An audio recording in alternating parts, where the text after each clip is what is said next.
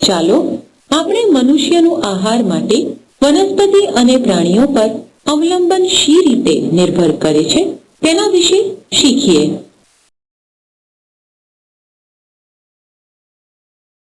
મનુષ્યો.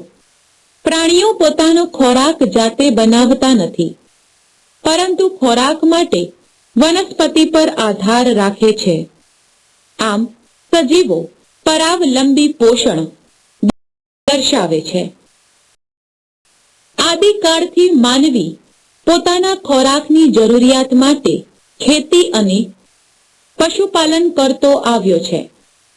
વનસ્પતિના દરેક અંગો આપણને શાકભાજી, ફળો, ધાન્યો, કઠોળ, મસાલા સ્વરૂપે ખોરાકની જરૂરિયાત પૂરી પાડે છે.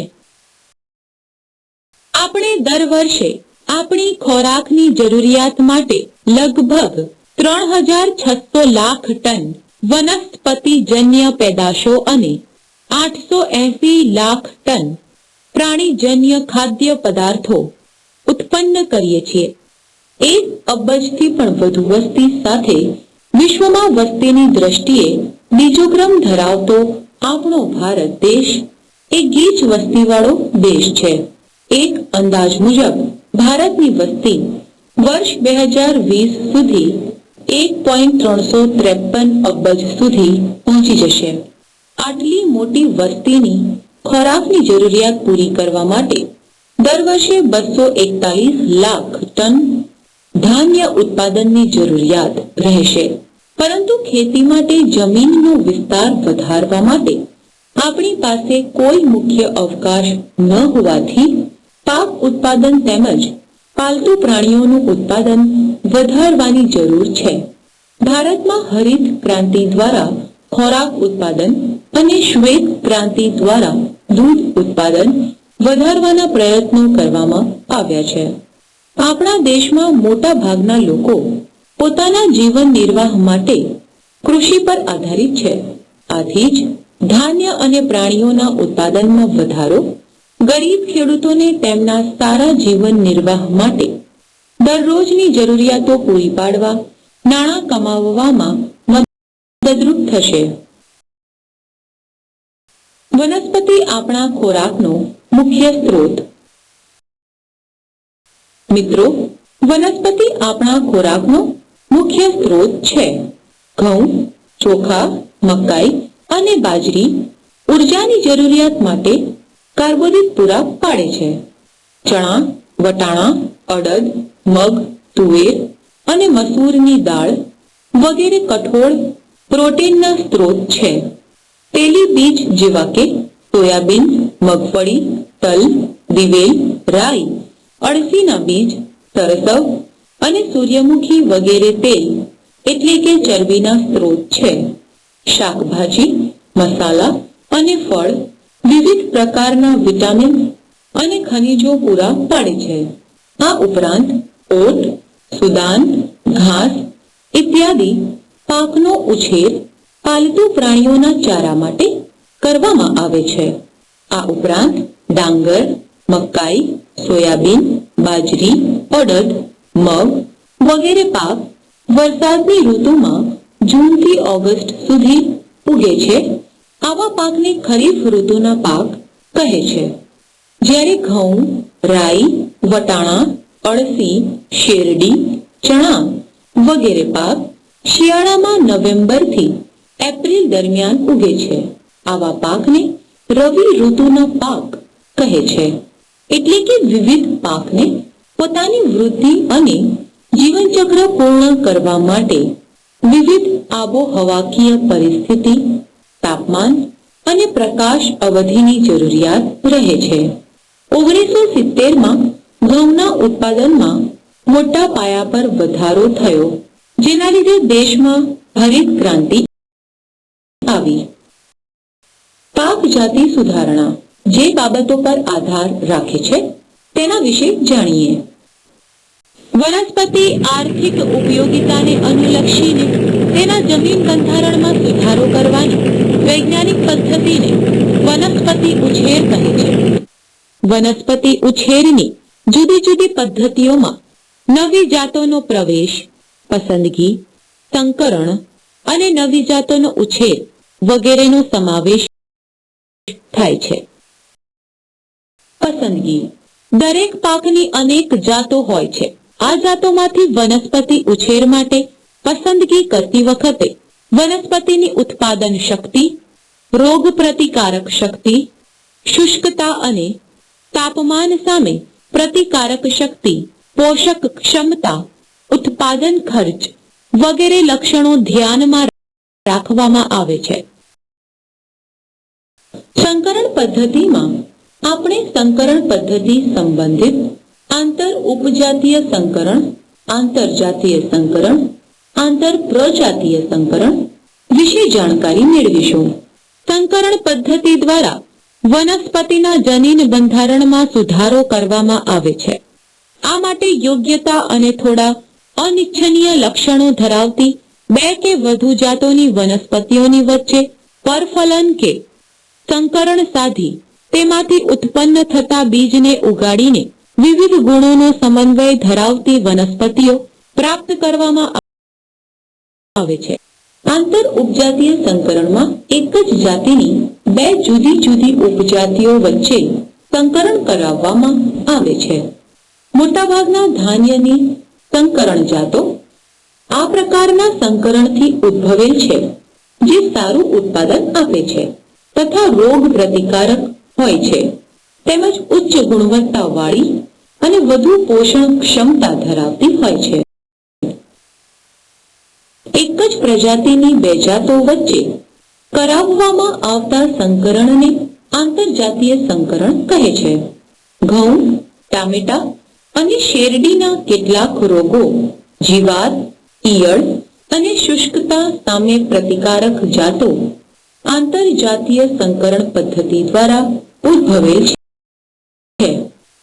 જુદી જુદી પ્રજાતિઓની બે વનસ્પતિઓ વચ્ચે કરવામાં આવતા સંકરણને આંતર પ્રજાતીય સંકરણ કહેવામાં આવે છે. વનસ્પતિમાં કેટલીક લવણીય ક્ષમતાઓ સિદ્ધ કરવા પાક જાતિ સુધારણા કરવામાં આવે છે. એક, વધુ ઉત્પાદન. પાક સુધારણાથી સુધારેલી જાતોના ગુણવત્તાસભર બીજનો ઉપયોગ કરવામાં આવે છે, તેથી વધુ ઉત્પાદન પ્રાપ્ત કરી શકાય છે. બે, સુધારેલી ગુણવત્તા. પાક સુધારણા વખતે કઠોળ જાતિની વનસ્પતિમાં પ્રોટીનની ગુણવત્તા, તેલીબીજ ધરાવતી વનસ્પતિમાં તેલની ગુણવત્તા તથા શાકભાજી અને ફળોમાં જાળવણીની ગુણવત્તામાં વધારો થાય તેવી કાળજી રાખવામાં આવે છે. આમ પાક સુધારણાથી પાક ઉત્પાદનની ગુણવત્તા પાકે પાકે બદલાય છે. 3, જૈવિક અને અજૈવિક પ્રતિકાર. પાક, રોગો અને કીટકો જેવી જૈવિક તેમજ ગરમી, ઠંડી અને ઝાકળ વગેરે જેવી અજૈવિક પરિસ્થિતિમાં તાણ અનુભવે છે. આ તાણ સામે પ્રતિકારક જાતોથી પાક ઉત્પાદનમાં સુધારો થઈ શકે છે. 4, પરિપક્વતાના સમયગાળામાં બદલાવ. જો પાકનો વાવણીથી લણણી સુધીનો સમયગાળો ટૂંકો હોય તો પાકની જાત આર્થિક રીતે પરવડે તેમ ગણાય, કારણ કે ટૂંકા ગાળાના લીધે એક વર્ષમાં એક કરતા વધુ પાક મેળવી શકાય છે. વળી પાકની સમાન પરિપક્વતા લણણીની પ્રક્રિયાને સહેલી બનાવે છે અને ખર્ચ ઘટાડે છે. 5, ઇચ્છિત કૃષિ વિષયક લક્ષણો. ઇચ્છિત કૃષિ વિષયક લક્ષણો જેવા કે ઊંચાપણું, વધુ શાખિત વગેરે ધરાવતી ચારા માટેની જાતોનો વિકાસ વધુ ઉત્પાદન સ્થાપિત કરવામાં મદદરૂપ છે. પરંતુ ધાન્યોમાં વામનતા ઇચ્છિત લક્ષણ છે, કારણ કે તેને લીધે વનસ્પતિઓ ઓછા પ્રમાણમાં પોષકોનો ઉપયોગ કરે છે. 6, બહોળા પ્રમાણમાં અનુકૂલનતા. બહોળા પ્રમાણમાં અનુકૂલન ધરાવતી પર્યાવરણીય પરિસ્થિતિ પાકના ઉત્પાદનને સ્થિર કરવામાં મદદરૂપ બને છે. બાળ મિત્રો, શું તમારે ગીતો અને જોડકણા સાંભળવા અને જોવા છે. સિંહની સાંભળી જંગલ કતરી જાય, રાજાજીની સામે થવાની કોની હિંમત થાય. તો learnvita.com પરથી લર્નવિટા એપ ડાઉનલોડ કરો, જે તદ્દન ફ્રી છે. મીડિયા પ્રો આપના માટે પ્રસ્તુત કરે છે ઇઝી લર્ન ઓનલાઈન, જેમાં જીએસઈબી આધારિત ધોરણ 1 થી 10 ના સંપૂર્ણ અભ્યાસક્રમના મુખ્ય વિષયો આવરી લેવાયા છે. આ ઉપરાંત ઇન્ટરેક્ટિવિટી આધારિત ઈ પ્રેક્ટિસની સુવિધા, ક્લાસ ક્વિઝ દ્વારા વિદ્યાર્થીઓનો ટેસ્ટ લઈને તેમનું મૂલ્યાંકન કરવાની સુવિધા, એનિમેશન પોઝ કરીને સ્ક્રીન પર લખવા માટે રાઇટ ઓન સ્ક્રીનની સુવિધા. તો www.easylearn.school પરથી આજે જ ડાઉનલોડ કરો ઇઝી લર્ન ઓનલાઈન. વધુ માહિતી માટે સંપર્ક કરો.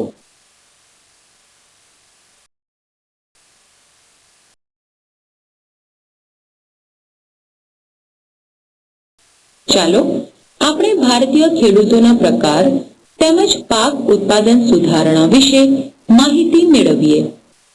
ભારતીય ખેડૂતોના પ્રકાર. ભારત ખેતી માટે ખૂબ મોટો વિસ્તાર ધરાવે છે અને ભારતની લગભગ 75% જેટલી વસ્તી ખેતીકામ સાથે સંકળાયેલી છે. આ ખેડૂતોને કેટલાક માપદંડ જેવા કે 1. ખેડૂતોની જમીન ધરાવવાની ક્ષમતા, 2. ખેડૂતોની આર્થિક પરિસ્થિતિ, 3. ખેડૂતો દ્વારા આધુનિક તકનીકીનો ઉપયોગ વગેરેના આધારે 3 પ્રકારમાં વર્ગીકૃત કરવામાં આવે છે. 1. નાના ખેડૂતો, જેઓ પોતાના જીવન નિર્વાહ માંડ નિભાવી શકે. 2. માર્જિનલ ખેડૂતો, જે પોતાની આર્થિક મર્યાદામાં રહીને ખેતીકામ કરી શકે. 3. પ્રગતિશીલ ખેડૂતો, જે આધુનિક તકનીકીઓ દ્વારા ખેતી કરી શકે. પાક ઉત્પાદન સુધારણા. વધુ પાક ઉત્પાદન મેળવવા માટે યોગ્ય વ્યવસ્થાપન હોવું જરૂરી છે. આ માટે 1. પોષક તત્વો, 2. ખાતરો અને 3. સિંચાઈ જેવી બાબતોનું વ્યવસ્થાપન અને સંચાલન થવું જરૂરી છે. ચાલો આપણે પોષક તત્વોના વ્યવસ્થાપન અને ખાતરો વિશે માહિતી મેળવીએ. વનસ્પતિના ખોરાકની જરૂરિયાત પૂરી પાડતા ખનિજ તત્વોને વનસ્પતિના પોષક તત્વો કહે છે. વનસ્પતિ જમીનમાંથી 13 પ્રકારના પોષક તત્વો તેમજ હવા, પાણી અને પ્રકાશ સાથે કુલ 16 પ્રકારના પોષક તત્વો મેળવે છે. વનસ્પતિ છોડને જમીનમાંથી મેળવાતા 13 પોષક તત્વોમાંથી nitrogen, phosphorus, potassium, calcium, magnesium અને સલ્ફરની વધુ જરૂરિયાત રહે છે. આ 6 તત્વોને મુખ્ય અથવા ગુરુ પોષક તત્વો કહે છે. આ સિવાય વનસ્પતિ છોડને બાકીના 7 તત્વો આયર્ન, મેંગેનીઝ, ઝિંક, બોરોન, તાંબુ, મોલિબ્ડેનમ અને ક્લોરીનની અલ્પ જરૂરિયાત રહેવાથી તેઓને ગૌણ અથવા સૂક્ષ્મ પોષક તત્વો કહે છે. આ સૂક્ષ્મ પોષક તત્વો પણ વનસ્પતિના વિકાસ અને વૃદ્ધિ માટે ગુરુ પોષક તત્વો જેટલા જ આવશ્યક છે. હવામાંથી મળતો કાર્બન અને ઓક્સિજન તેમજ પાણીમાંથી મળતો હાઇડ્રોજન વનસ્પતિ માટે ખૂબ જ અગત્યના છે. આ પોષક તત્વો વનસ્પતિ પેશીના બંધારણમાં 94 થી 99.5% પ્રમાણમાં હોય છે. વનસ્પતિ પેશીના બાકીના 0.5 થી 6% જમીનમાંથી મળતા 13 પોષક તત્વો છે. ખાતરો. પાક ઉત્પાદન વધારવા જમીનમાં ઉમેરાતા કાર્બનિક પદાર્થોને ખાતરો કહે છે. ખાતરો જમીનને 3 રીતે અસર કરે છે. 1. ખાતરો જમીનને પોષક તત્વોથી ફળદ્રુપ બનાવે છે. 2. ખાતરો જમીનમાં કાર્બનિક દ્રવ્યો ઉમેરે છે, જમીનને પોચી બનાવે છે અને ભેજ સંગ્રહ શક્તિ તથા કાંપની જમીનમાં નિતાસ વધારે છે. 3. કાર્બનિક ખાતરો જમીનમાં રહેલા જીવાણુઓ માટે ખોરાક પૂરો પાડે છે. ખાતરોના મુખ્ય 2 પ્રકારો છે. 1. જૈવિક ખાતર, ઉદાહરણ તરીકે છાણિયું ખાતર, સેન્દ્રિય ખાતર, લીલો પડવાશ. 2. રાસાયણિક ખાતર, ઉદાહરણ તરીકે નાઇટ્રોજન ખાતર, ફોસ્ફેટ ખાતર, પોટાશ ખાતર અને જટિલ ખાતર. શું હવે તમને દરેક ખાતરનું ખેતી માટે શું મહત્વ છે તે જાણવું ગમશે ને?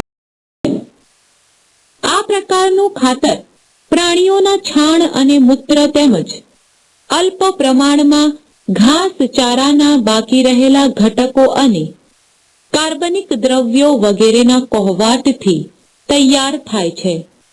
પશુઓના રહેઠાણ સ્થાનેથી આ દ્રવ્યો એકઠા કરીને એક ખાડામાં નાખવામાં આવે છે, જ્યાં સૂક્ષ્મ જીવાણુઓ દ્વારા તેનું વિઘટન થઈને છાણિયું ખાતર બને છે. ઉત્તમ પ્રકારના છાણિયા ખાતરમાં 0.5% નાઇટ્રોજન, 0.2% ફોસ્ફેટ અને 0.5% પોટેશિયમ હોય છે. કઠોળ વર્ગના પાકને ખેતરમાં વાવીને ફૂલ આવ્યા પહેલા અગર બીજી વનસ્પતિના પાંદડા તેમજ ડાળીઓને જમીનમાં દબાવી દેવાની પદ્ધતિને લીલો પડવાશ કહે છે. લીલા પડવાશ માટે શણ, સફેદ, ઇક્કડ, અડદ, મગ, ગુવાર અને ચોળા જેવા પાક ઉગાડવામાં આવે છે. આ પાકોને ખેતરમાં લગભગ 6 થી 8 અઠવાડિયા સુધી ઉગાડવામાં આવે છે અને ત્યારબાદ કુમળી અવસ્થામાં એટલે કે ફૂલ આવ્યા પહેલા જમીનમાં દબાવી દેવામાં આવે છે. 1 થી 2 મહિનામાં દબાવેલો છોડ વિઘટન પામી તેમાંથી ખાતર બને છે. સામાન્ય રીતે ડાંગર, મકાઈ, શેરડી, કપાસ અને ઘઉં જેવા પાકો જેને વધુ પોષક તત્વોની જરૂર રહે છે, તેઓને લીલો પડવાશ આપેલ ખેતરમાં ઉગાડવામાં આવે છે. પ્રાણીઓના રહેઠાણોના અને શહેરી કચરા જેવા કે શાકભાજી, સુએઝનો કચરો, છાણ મૂત્ર, નીંદણ અને વનસ્પતિના સળી કે સાંઠા વગેરેના કોહવાટથી તૈયાર થાય છે. શહેરી કચરામાંથી તૈયાર કરેલા સેન્દ્રિય ખાતરમાં નાઇટ્રોજન 1.4%, ફોસ્ફેટ 1.0%, પોટેશિયમ 1.4% હોય છે. આમ છાણિયા ખાતર કરતાં વધુ પોષક તત્વો હોય છે. રાસાયણિક દ્રવ્યોનો ઉપયોગ કરીને કૃત્રિમ રીતે ઔદ્યોગિક એકમોમાં વ્યાપારિક ધોરણે ઉત્પાદિત કરવામાં આવતા ખાતરને રાસાયણિક ખાતર કહે છે. તેઓમાં વનસ્પતિના પોષક તત્વો ખૂબ વધુ પ્રમાણમાં હોય છે, તેથી તેને ઓછા જથ્થામાં વાપરવામાં આવે છે. આ પ્રકારના ખાતરોને તેઓમાંથી મળતા પોષક તત્વોને અનુલક્ષીને 4 પ્રકારમાં વહેંચવામાં આવે છે. તેઓ છે નાઇટ્રોજન ખાતરો, ફોસ્ફેટ ખાતરો, પોટાશ ખાતરો, જટિલ ખાતરો. ચાલો હવે આપણે વારાફરતી દરેક ખાતરો વિશે ટૂંકમાં સમજીએ. નાઇટ્રોજન ખાતરો. આ પ્રકારના ખાતરોમાં મુખ્ય પોષક તત્વ નાઇટ્રોજન હોય છે. નાઇટ્રોજન ખાતરમાં urea, ammonium nitrate, ammonium sulphate અને કેલ્શિયમ એમોનિયમ નાઇટ્રેટ મુખ્ય છે. ફોસ્ફેટ ખાતરો. આ પ્રકારના ખાતરોમાં મુખ્ય પોષક તત્વ ફોસ્ફરસ હોય છે. Single super phosphate, triple super phosphate અને ડાયકેલ્શિયમ ફોસ્ફેટ વગેરે ફોસ્ફેટ ખાતરો છે. પોટાશ ખાતરો. આ પ્રકારના ખાતરમાંથી વનસ્પતિને મુખ્ય આવશ્યક પોષક તત્વ પોટેશિયમ મળી રહે છે. અગત્યના પોટાશ ખાતરોમાં મ્યુરિએટ ઓફ પોટાશ અને સલ્ફેટ ઓફ પોટાશનો સમાવેશ થાય છે. શું આપ માનો છો કે વિદ્યાર્થી પોતે સ્વ અધ્યયન દ્વારા વિષય વસ્તુની સમજ કેળવે? તો લર્નવિટા.com પરથી લર્નવિટા એપ ડાઉનલોડ કરો, જે તદ્દન ફ્રી છે. લર્નવિટા આપના માટે પ્રસ્તુત કરે છે સુંદર કવિતાઓ. परोढ़ी पंखी जागीने गाता मीठा तारा गान, परोढ़ी मंदिर मस्जिद मां सरकारों को तारो ध्यान. सुधरती मां तो छे नभमा सागर वही वसे छे तो, चांदा सूरज माए तो छे फूलो वही हसे छे तो. વધુ જાણકારી માટે લર્નવિટા વેબસાઇટ પરથી લર્નવિટા એપ આજે જ ડાઉનલોડ કરો, તદ્દન ફ્રી. શું આપ માનો છો કે દ્રશ્ય શ્રાવ્ય માધ્યમથી બાળકોને વિષય વસ્તુની સ્પષ્ટ સમજણ મળે છે?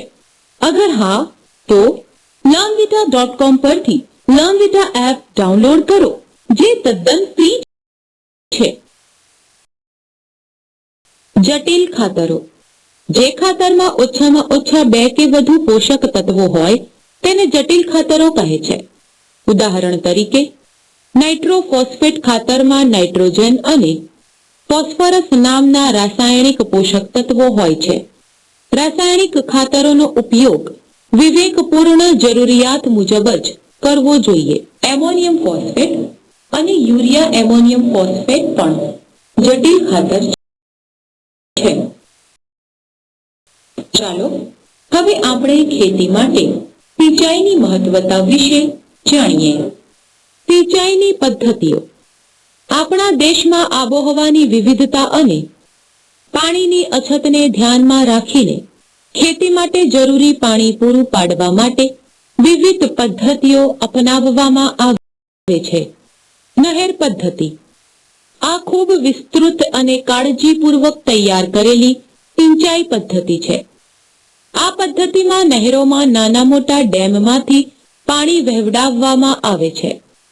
મુખ્ય નહેર અનેક શાખાઓમાં અને દરેક શાખા ઉપશાખાઓમાં વિભાજિત થાય છે અને છેવટે ખેતરોમાં પાણી પહોંચાડવામાં આવે છે.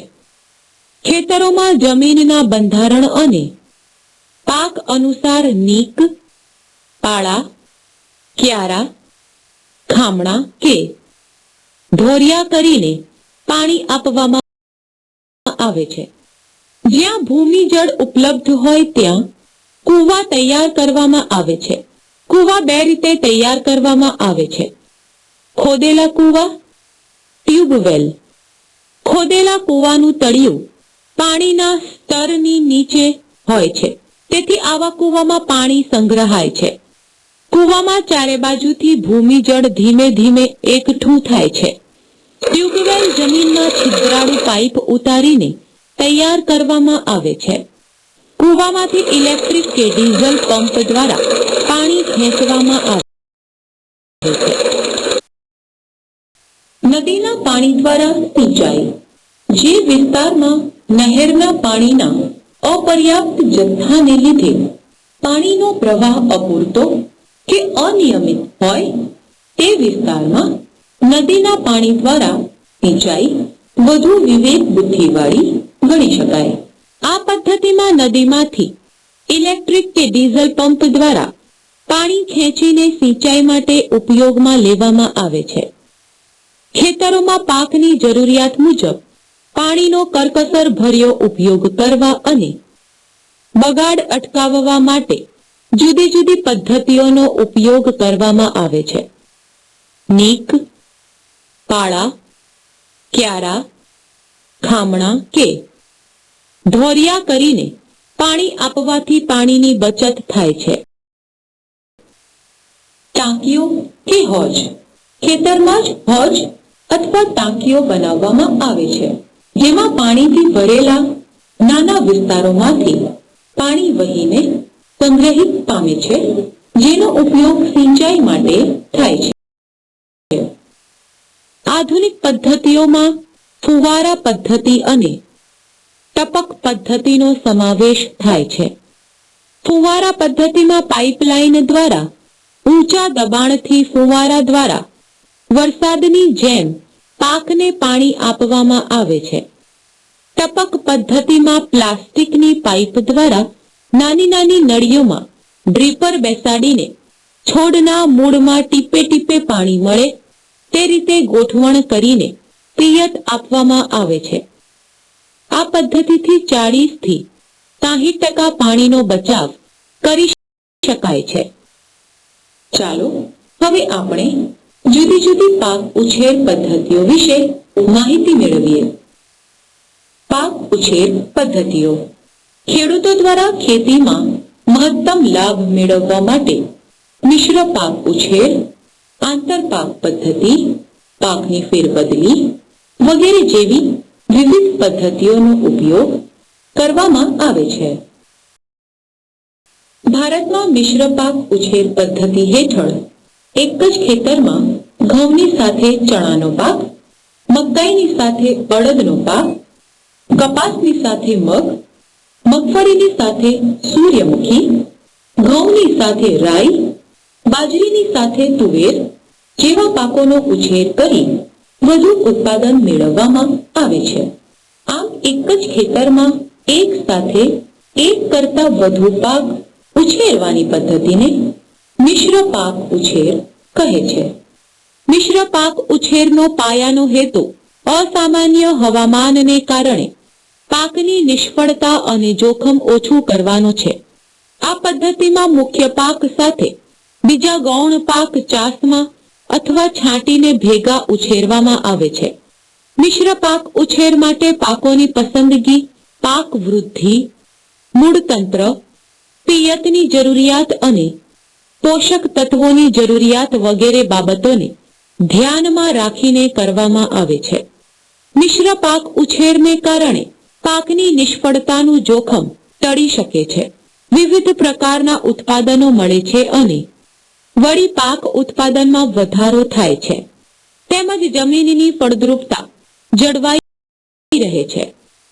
મર્યાદિત ભૂમિ સંપત્તિ અને વધતી માંગને કારણે એકમ ક્ષેત્રફળ અને સમયમાં ઉત્પાદકતા વધારવા માટે પ્રણાલીગત મિશ્ર પાક ઉછેરમાં ફેરફાર કરીને સુધારેલી આંતરપાક પદ્ધતિ અપનાવવામાં આવે છે.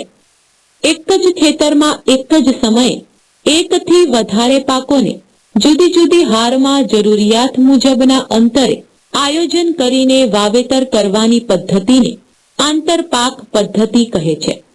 આ પદ્ધતિમાં મુખ્ય પાકની એક હાર પછી ગૌણ પાકને 1, 2 કે 3 હારમાં વાવવામાં આવે છે. આંતરપાક પદ્ધતિના ફાયદા આ મુજબ છે. 1. આ પદ્ધતિમાં સૂર્યપ્રકાશ, જમીન અને પાણી જેવા કુદરતી સ્ત્રોતોનો વધુ સારો ઉપયોગ થાય છે. 2. ભૂમિનું ધોવાણ અસરકારક રીતે રોકી શકાય છે. 3.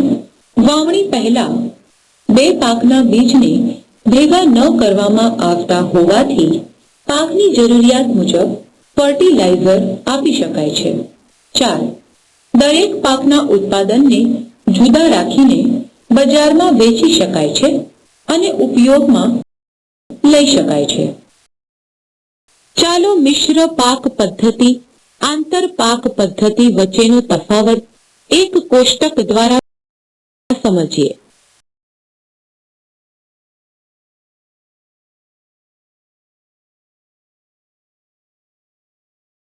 પાકની ફેરબદલી. એકની એક જમીન પર એક જ પાક વર્ષો વર્ષ લેવાથી જમીનની ફળદ્રુપતા ઘટે છે, પોષક તત્વોની ઉણપ ઊભી થાય છે અને પાકના રોગમાં વધારો થાય છે. એકમ વિસ્તાર જમીનમાંથી વધુમાં વધુ વળતર મેળવવાની દ્રષ્ટિએ નિયમિત ક્રમમાં જુદા જુદા પાક ઉગાડવાની પદ્ધતિને પાક ફેરબદલી કહેવામાં આવે છે. પાક ફેરબદલીનો ક્રમ ઋતુવાર અથવા તો વર્ષવાર હોઈ શકે છે. ઉદાહરણ તરીકે ચોમાસામાં ડાંગર પછી શિયાળામાં ઘઉંનું વાવેતર એ એક જ વર્ષમાં જુદી જુદી ઋતુમાં લેવાતા પાકની ફેરબદલીનો ક્રમ છે. એક વર્ષ દરમિયાન જ મકાઈના પાકની ફેરબદલી રાઈના પાક સાથે કરવામાં આવે છે. પાક ફેરબદલીનો બીજો પ્રકાર એટલે 2 વર્ષ માટે ફેરબદલી.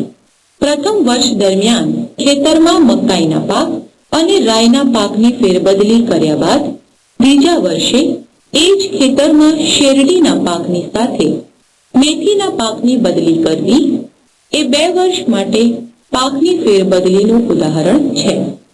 વળી પ્રથમ વર્ષે મકાઈના પાક અને બટાટાના પાકની ફેરબદલી બાદ બીજા વર્ષે બટાટા અને વટાણાના પાકની ફેરબદલી પણ 2 વર્ષ માટેની પાક ફેરબદલીનું અન્ય ઉદાહરણ છે. 3 વર્ષ માટે ફેરબદલી એ પાક ફેરબદલીનો ત્રીજો પ્રકાર છે. ઉદાહરણ તરીકે 3 વર્ષ દરમિયાન ખેતરમાં અનુક્રમે ડાંગર, ઘઉં, મગ, રાઈ, શેરડી જેવા વિવિધ પાકો લેવા જોઈએ. કપાસ, જવ, શેરડી, વટાણા, મકાઈ, ઘઉં વગેરે પાકો લઈ જમીનનું બંધારણ જાળવવું જોઈએ. લર્નવિટા આપના માટે પ્રસ્તુત કરે છે સુંદર કવિતાઓ.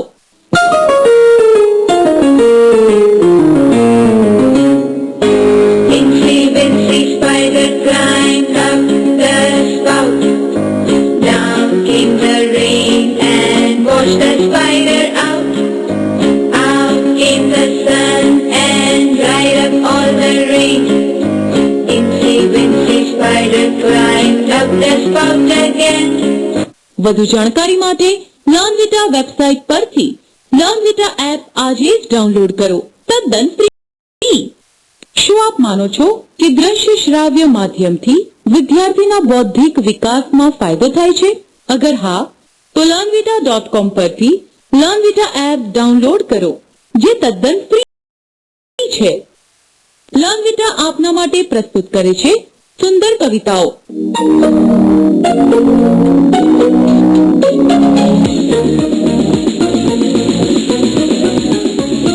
Cycle glides high in the air.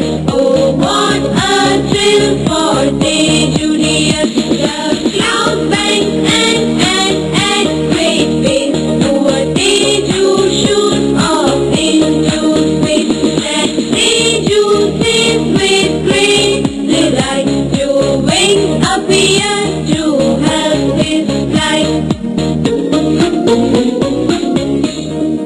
વધુ જાણકારી માટે લર્નવિટા વેબસાઇટ પરથી લર્નવિટા એપ આજે જ ડાઉનલોડ કરો. તદ્દન ફ્રી.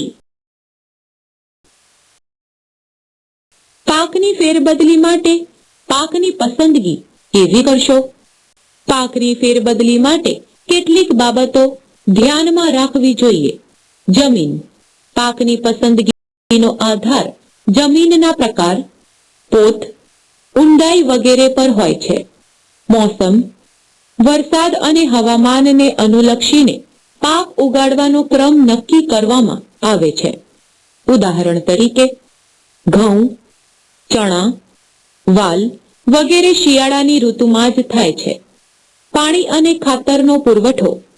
જમીનમાં પૂરતા પ્રમાણમાં ભેજ હોય તો ચોમાસા બાદ જુવાર, દિવેલા વગેરે પાક લઈ શકાય છે. જ્યારે કાળી જમીનમાં ચોમાસું ડાંગર પછી જમીનમાં રહેલા ભેજથી વાલ, ચણા જેવા પાક લઈ શકાય છે. ઉનાળુ ઋતુના પાક જેવા કે બાજરી, મકાઈ વગેરેને જ્યાં પિયતની અગવડ હોય ત્યાં વાવવામાં આવે છે. પાક સંરક્ષણ સંચાલનના વિવિધ ઉપાયો વિશે શીખીએ. પાકને વિવિધ કીટકો, જીવાણુઓ અને રોગો દ્વારા નુકસાન પહોંચે છે. આવા નુકસાનકારક કીટકો અને જીવાણુઓનું નિયંત્રણ કરવામાં ન આવે તો 50 થી 70% જેટલું નુકસાન થઈ શકે છે. નીંદણ નિયંત્રણ. ખેતરમાં થતી અનૈચ્છિક વનસ્પતિઓને નીંદણ કહે છે. નીંદણ પાક વનસ્પતિઓની વૃદ્ધિને વિવિધ રીતે નુકસાન કરે છે. જેમ કે નીંદણના બીજ પાકની સરખામણીમાં સહેલાઈથી અંકુરિત થાય છે અને તેના છોડ પણ ઝડપથી વૃદ્ધિ પામે છે. આ રીતે અનૈચ્છિક વનસ્પતિ જમીનમાંથી મોટાભાગના પોષક તત્વો લઈ લે છે. આમ નીંદણ ખોરાક, જગ્યા અને પ્રકાશ માટે પાક સાથે સ્પર્ધા કરે છે, જેના કારણે પાકની વૃદ્ધિ અવરોધાય છે. કીટ નિયંત્રણ. સામાન્ય રીતે કીટકો વનસ્પતિને 3 રીતે નુકસાન કરે છે. મૂળ, પ્રકાંડ અને પર્ણકોતરી ખાય છે. વનસ્પતિના અંગોમાંથી રસ ચૂસીને તથા પ્રકાંડ અને ફળોમાં છિદ્રો પાડીને મૂળ કાપી ખાનાર કીટકોનું નિયંત્રણ જમીનમાં જંતુનાશક દવા ઉમેરીને કરી શકાય છે. આ માટે ક્લોરોપાયરીફોસ જંતુનાશક દવાનો ઉપયોગ કરવામાં આવે છે. પ્રકાંડ અને પર્ણ ખાનાર કીટકોનું નિયંત્રણ મેલાથિયોન, લિન્ડેન અને થાયોડોન વગેરે દવાઓનો છંટકાવ કરીને કરવામાં આવે છે.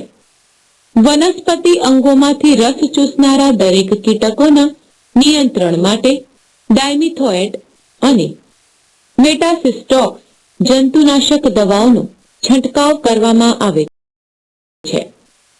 વાતાવરણમાં વિવિધ રોગકારક સજીવ રહેલા હોય છે.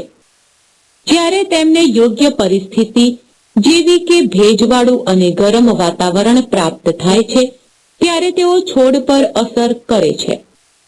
પાકમાં રોગકારક સજીવો 3 રીતે ફેલાય છે: બીજ અને જમીન દ્વારા, પાણી દ્વારા અને હવા દ્વારા. ઉગસુક, ઘેરું, અંગારીઓ, થડનો કોહવારો, સુકારો, ભૂકી, છારો વગેરે પાકના રોગો છે. બીજ અને જમીન દ્વારા ફેલાતા રોગોના નિયંત્રણ માટે બીજને દવાનો પટ આપવામાં આવે છે અને જમીનમાં યોગ્ય દવા આપવાથી પણ નિયંત્રણ કરી શકાય છે. હવા દ્વારા ફેલાતા પાકના રોગો છોડના હવાઈ ભાગો જેવા કે પર્ણ, પુષ્પ અને ફળને નુકસાન પહોંચાડે છે. ઉદાહરણ તરીકે ઘેરુના રોગને કારણે ઘઉંના પાકમાં પર્ણ પર ભૂખરા રંગના ટપકા થાય છે, જેના નિયંત્રણ માટે ડાયથેનનો છંટકાવ કરવામાં આવે છે. અન્ન સંગ્રહની વૈજ્ઞાનિક પદ્ધતિઓ દ્વારા શું ફાયદાઓ થાય છે? કૃષિ ઉત્પાદન અને અનાજનો મુખ્ય 3 હેતુઓ માટે સંગ્રહ કરવામાં આવે છે. કૃષિ ઉપજોનો બીજા વર્ષે બિયારણ તરીકે ઉપયોગ કરવા માટે તે સંગ્રહ કરવામાં આવે છે. વર્ષ દરમિયાન પૂરતા જથ્થામાં અનાજનો પુરવઠો મળી રહે તે માટે, કૃષિ પેદાશની ભાવ સમતુલા જાળવી રાખવા માટે, અનાજનો બગાડ ઉંદર, જીવાત અને વાતાવરણના અજૈવિક પરિબળો જેવા કે ગરમી, ઠંડી, ભેજ વગેરેથી થાય છે. અજૈવિક પરિબળોની અનાજના સંગ્રહ પર શી અસર થાય છે? તાપમાન અને ભેજમાં થતા ફેરફારો સંગ્રહિત અનાજને બગાડે છે. વધુ ભેજવાળા દાણાની અંદર ઉત્સેચકીય ફેરફારો જલ્દી થાય છે, તેથી સૂક્ષ્મ જીવોની અસર થાય છે. વધારે ભેજ અને તાપમાનથી ફૂગનો પણ વધારો થાય છે. આથી ભેજરહિત વાતાવરણ, નીચા તાપમાને શુષ્ક અનાજનો સંગ્રહ કરવો જોઈએ. જૈવિક પરિબળોની અનાજના સંગ્રહ પર શી અસર થાય છે? સંગ્રહિત અનાજનો બગાડ, ખાસ કરીને ઉંદર, કીટકો, ફૂગ અને પક્ષીઓથી થાય છે. ઉંદર અને પક્ષીઓ દ્વારા ખેતરોમાં અને અનાજના ભંડારોમાં તેમજ ઘરમાં ખૂબ જ નુકસાન થાય છે. કઠોળ, અનાજની ફૂદી, વાંતરી, ધનેરા અને અન્ય જીવાત સંગ્રહિત અનાજને નુકસાન કરે છે. આવા કીટકો અનાજમાં ઈંડા મૂકે છે. આ ઈંડામાંથી ઈયળો બહાર નીકળે છે અને તે દાણાને નુકસાન કરે છે. સંગ્રહિત અનાજની જાળવણી શી રીતે કરવી જોઈએ? સંગ્રહિત અનાજ જાળવવાના પગલાં. અનાજને થતું નુકસાન અટકાવવા જંતુનાશક દવાઓ વાપરીને અનાજનો સંગ્રહ કરવો જોઈએ. અનાજ સંગ્રહ કરતી વખતે તેને તેલનો પટ આપવો જોઈએ. અનાજ સંગ્રહ કરવાના ઓરડા કે ગોડાઉનની દિવાલમાં, છતમાં કે તળિયે ક્યાંય તિરાડ કે છિદ્રો ન હોવા જોઈએ. અનાજ ભરવાના પીપ કે કોઠી વગેરેને સૂર્યના તડકામાં તપાવીને ઉપયોગ કરવો જોઈએ. અનાજ સંગ્રહ માટે સંશોધન સંસ્થાઓ દ્વારા વિકસાવેલા આધુનિક સાધનોનો ઉપયોગ કરવો જોઈએ. ચાલો હવે આપણે પશુપાલન ઉદ્યોગ વિશે જાણકારી મેળવીએ. ખેતીવાડીની એવી શાખા છે કે જેમાં પાલતુ પ્રાણીઓના આહાર, વહન અને સંવર્ધન જેવી બાબતોનો સમાવેશ થતો હોય તેને પશુપાલન કહે છે. ખેતીવાડી પર આધારિત પ્રાણીઓમાં ઢોર ઢાંખર, બકરી, ઘેટાં, મરઘા ઉછેર અને મત્સ્ય ઉછેરનો સમાવેશ થાય છે. આપણા દેશમાં માનવ વસ્તીમાં વધારો થવાથી પ્રાણીજ પેદાશો જેવી કે દૂધ, ઈંડા અને માંસની માંગ વધી છે. આ માંગમાં વધારો થવાથી પશુધન ઉત્પાદનમાં સુધારો કરવો આવશ્યક છે. સામાન્ય રીતે પશુધનની ખેતી બે હેતુ માટે કરવામાં આવે છે. એક દૂધ અને બે ખેતીવાડી કામો જેવા કે ખેડવું, સિંચાઈ અને ઉત્પાદન વહન માટે.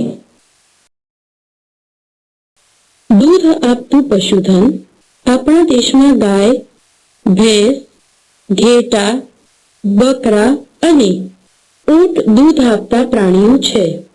બકરીનું દૂધ પૌષ્ટિક છે અને કેટલીક વખત ગાયના દૂધ કરતાં વધુ પસંદ કરવામાં આવે છે. અલબત્ત બકરીના દૂધનું ઉત્પાદન ગાય અને ભેંસના દૂધના ઉત્પાદનની સરખામણીમાં ખૂબ જ ઓછું હોય છે. ભેંસના દૂધમાં ગાયના દૂધ કરતાં વધુ પ્રમાણમાં ચરબી હોય છે. આપણા દેશમાં ભેંસો દૂધનો મુખ્ય સ્ત્રોત છે. બહિર્ગોળ લેન્સ વડે રચાતા પ્રતિબિંબો વિશે જાણવું છે તો learnvita.com પરથી લર્નવિટા એપ ડાઉનલોડ કરો, જે તદ્દન ફ્રી છે.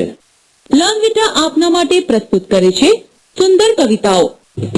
दिवासरीना खोखा लीधा तेरा तो मेडप्पा कीधा सौથી આગળ મોટું ખોખું બનાવી દીધું એન્જિન મોટું. સીટી વાગે ફૂ ફૂ, ગાડી ચાલે છું છું, ભગ ભગ એન્જિન ચાલ્યું જાય, પાછળ ડબ્બા દોડ્યા જાય. વધુ જાણકારી માટે લર્નવિટા વેબસાઇટ પરથી લર્નવિટા એપ આજે જ ડાઉનલોડ કરો, તદ્દન ફ્રી. learnvita.com પર લેન્સના સૂત્રની તારવણી વિશે જાણો, જે તદ્દન ફ્રી છે. પ્રકાશના પૂર્ણ આંતરિક પરાવર્તન વિશે જાણવા માટે learnvita.com પરથી લર્નવિટા એપ ડાઉનલોડ કરો, જે તદ્દન ફ્રી છે. ગાયની ઓલાદો.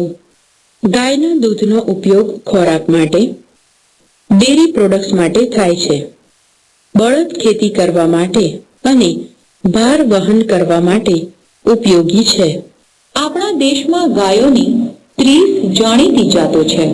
તેમને 3 વિભાગમાં વહેંચવામાં આવે છે: ડ્રોપ ઓલાદ, ડેરી ઓલાદ, ડ્યુઅલ ઓલાદ. ડ્રોપ ઓલાદ કોને કહેવાય છે? ખિલારી ગાય. આ ઓલાદના બળદ મજબૂત અને સશક્ત હોય છે. તેમનો ઉપયોગ બળદગાડાને ખેંચવા, ખેતર ખેડવા અને ભાર વહન કરવા માટે થાય છે. આ ઓલાદની ગાય ઓછું દૂધ આપે છે. ડેરી ઓલાદ, શાહીવાલ ગાય, લાલ સિંધી ગાય. આ ઓલાદની ગાય વધુ દૂધ આપે છે. તેમના બળદ નબળા હોય છે, તેથી ભાર વહન કરવામાં ઉપયોગી નથી. ડ્યુઅલ ઓલાદ, ગીર ગાય. આ ઓલાદની ગાયો સારા પ્રમાણમાં દૂધ આપે છે. બળદ ભાર વહન કરવા માટે ઉપયોગી છે. ગ્રામ્ય વિસ્તારોમાં ખેડૂતો સામાન્ય ઓલાદની ગાયો પાળે છે. આપણા દેશમાં દેશી ગાય, પરદેશી ગાય અને સંકર ગાય ઉછેરવામાં આવે છે. દેશી ગાય. આપણી ભારતીય ગાયોમાં દૂધ આપતી મુખ્ય 3 જાતો છે: રાતી સિંધી, શાહીવાલ અને ગીર ગાય. રાતી સિંધી ગાય આ લાલ રંગની અને મધ્યમ કદની ગાય છે. તેમાં આછો લાલ અને ઘેરો લાલ રંગ હોય છે. શાહીવાલ ગાય. આ ઓલાદની ગાય અન્ય દૂધ આપતી ગાય કરતા ઉચ્ચ કક્ષાની છે. તે મોટું કદ અને ભારે શરીર ધરાવે છે. ગીર ગાય. ગુજરાતના ગીરના જંગલની ગાય ગીર ગાય કહેવાય છે. તેનું કદ મધ્યમ હોય છે. તે સારા પ્રમાણમાં દૂધ આપે છે. ડાંગની ગાય, દેવોની ગાય, થરપરકર ગાય અને હરિયાણાની ગાય પણ સારા પ્રમાણમાં દૂધ આપે છે. ભેંસની ઓલાદો.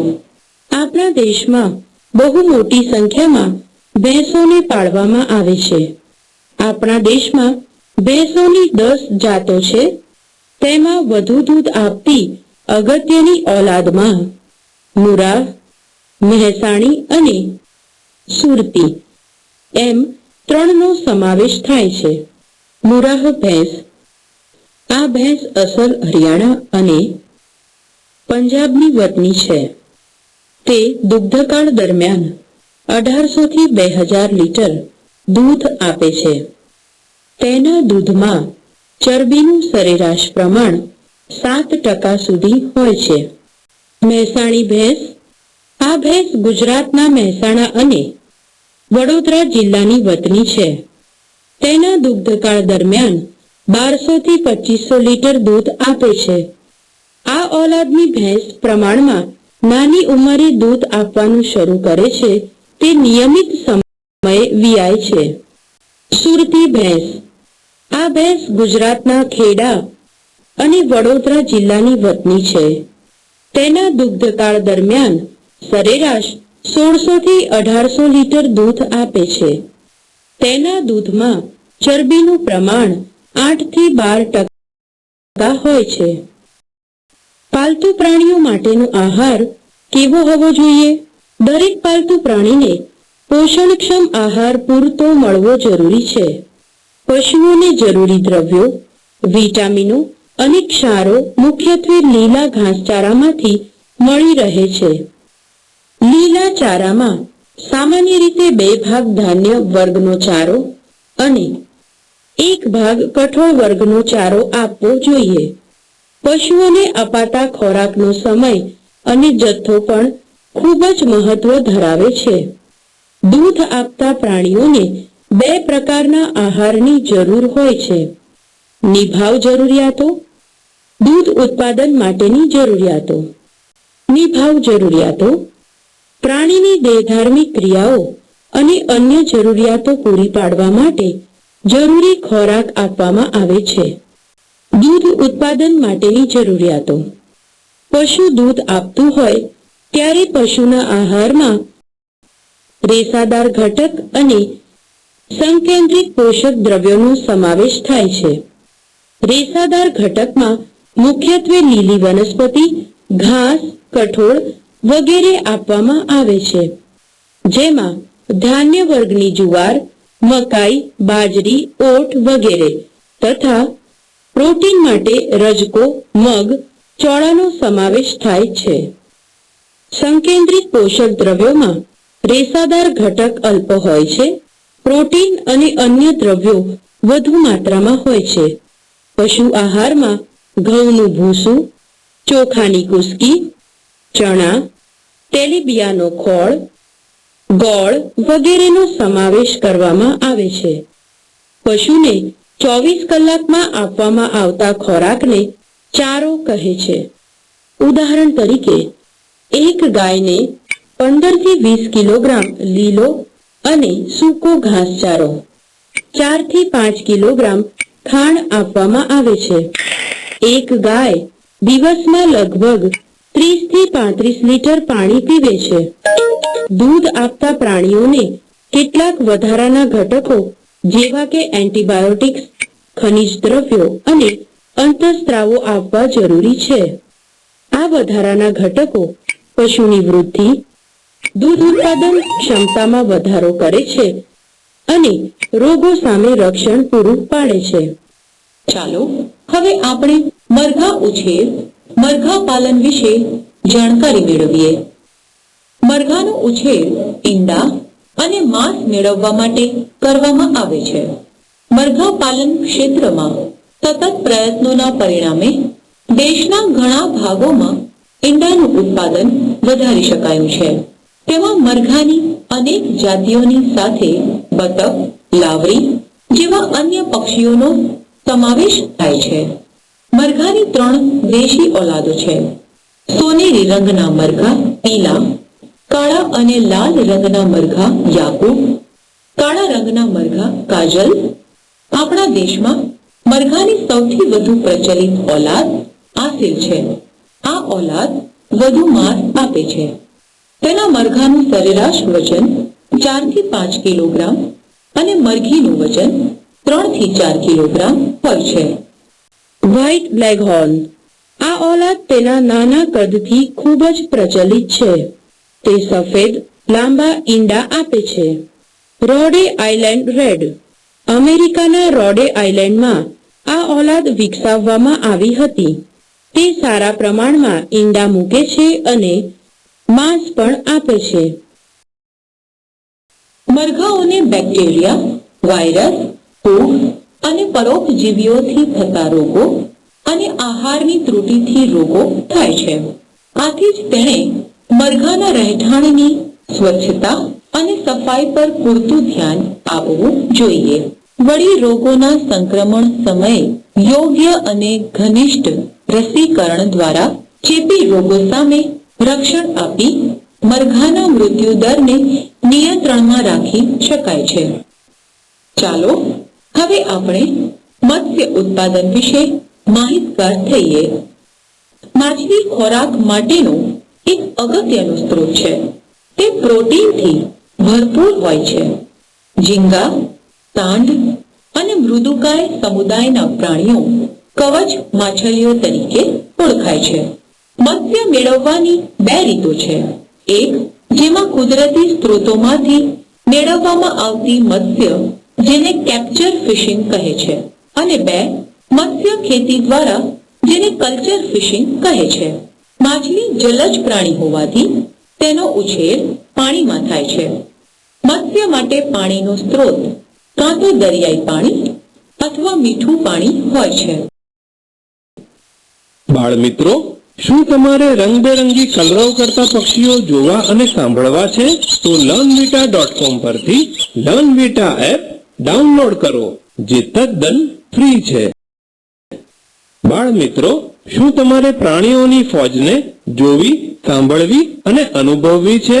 તો learnvita.com પરથી લર્નવિટા એપ ડાઉનલોડ કરો, જે તદ્દન ફ્રી છે. બાળ મિત્રો, શું તમારે સર્જનાત્મક પ્રવૃત્તિ વિશે જાણવું સમજવું છે? તો learnvita.com પરથી લર્નવિટા એપ ડાઉનલોડ કરો, જે તદ્દન ફ્રી છે. બાળ મિત્રો, શું તમારે ભાતના ઘરો વિશે જાણવું છે?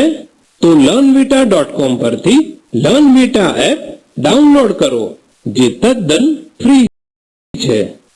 બાળ દોસ્તો, શું તમારે સ્થાન કિંમત અને મણકા ગોળી દ્વારા ગણિતની ભરપૂર પ્રેક્ટિસ કરવી છે? તો learnvita.com પરથી લર્નવિટા એપ ડાઉનલોડ કરો, જે તદ્દન ફ્રી છે. દરિયાઈ મત્સ્ય ઉછેર. ભારત પાસે લગભગ 7,500 કિલોમીટર લાંબો અને ખૂબ ઊંડો દરિયા કિનારો હોવાથી દરિયાઈ મત્સ્ય ઉછેર માટે પૂરતો અવકાશ છે. ભારતના દરિયામાંથી પોમ્ફ્રેટ, મેકરલ, ટૂના, સાર્ડિન, બોમ્બે ડક અને ઈલ જેવી મત્સ્ય મળી આવે છે. ગુજરાતમાં સૌરાષ્ટ્ર અને કચ્છ દરિયા કિનારેથી બોમ્બે ડક અને પોમ્ફ્રેટ મત્સ્ય મળી આવે છે. મીઠા પાણીમાં મત્સ્ય ઉત્પાદન. મીઠા પાણીમાં સંગ્રહિત અને વહેતા મીઠા પાણીનો સમાવેશ થાય છે. નદી મુખ અને સરોવરો એ સંગ્રહિત મીઠા પાણીના સ્ત્રોત છે, જ્યારે નદી અને કેનાલ એ વહેતા મીઠા પાણીના સ્ત્રોત છે.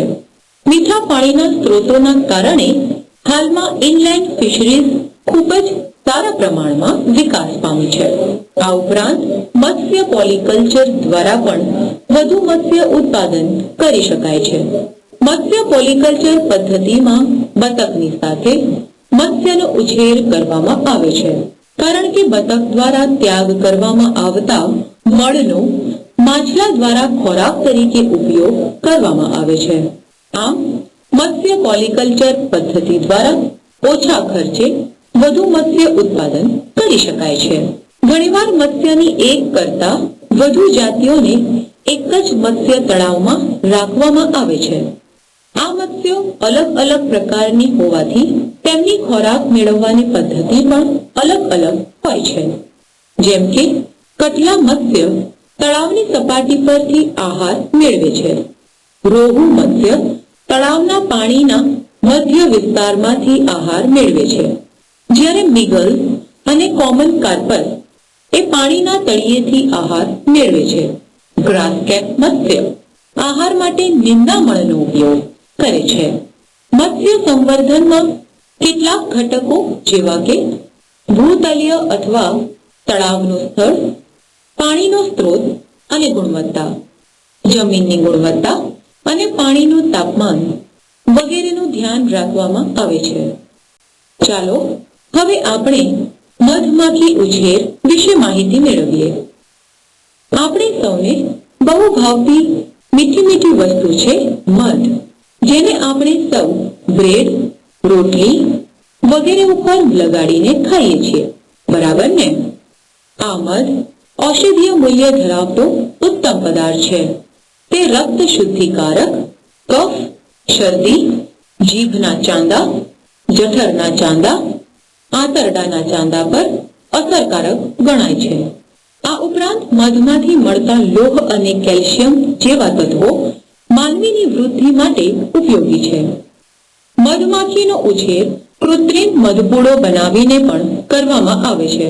મધમાખી ઉછેરની પદ્ધતિને એપીકલ્ચર કહેવાય છે અને મધમાખીનો જ્યાં ઉછેર કરવામાં આવે છે તે સ્થળને એપિયરી કહેવાય છે.